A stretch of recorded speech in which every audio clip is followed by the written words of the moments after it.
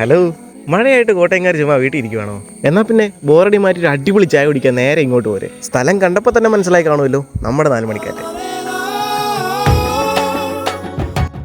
മഴയായിട്ട് കട്ട ബോറടിച്ചിരുന്നപ്പോഴാണ് എങ്ങോട്ടെങ്കിലും പോകാമെന്ന് വിചാരിച്ചത്. പലപ്പോഴും ഇതിൽ പോയിട്ടുണ്ടെങ്കിലും മഴയത്ത് ഇവിടെ വന്ന് നിൽക്കുന്നത് ആദ്യമായിട്ടാണ്. വന്നത് ഒത്തിരി നേരത്തെ ആയതുകൊണ്ട് തന്നെ നമ്മൾ ഉദ്ദേശിച്ച കാര്യങ്ങളൊക്കെ തുടങ്ങി വരുന്നതേ ഉള്ളൂ. മധുരം കഴിച്ചുകൊണ്ട് വേണമല്ലോ തുടങ്ങാൻ. സോ സ്റ്റാർട്ടഡ് വിത്ത് സേമിയ പായസം.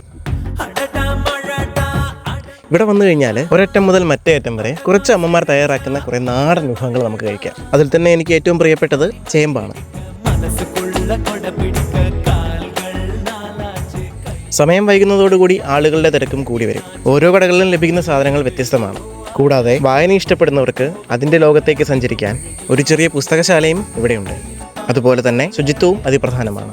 കാര്യം ഇത്രയൊക്കെ ഉള്ളെങ്കിലും ഇവനെ പോലെയുള്ളവർക്ക് ആസ്വദിക്കാനുള്ള ചില കാര്യങ്ങളും ഇവിടെയുണ്ട്.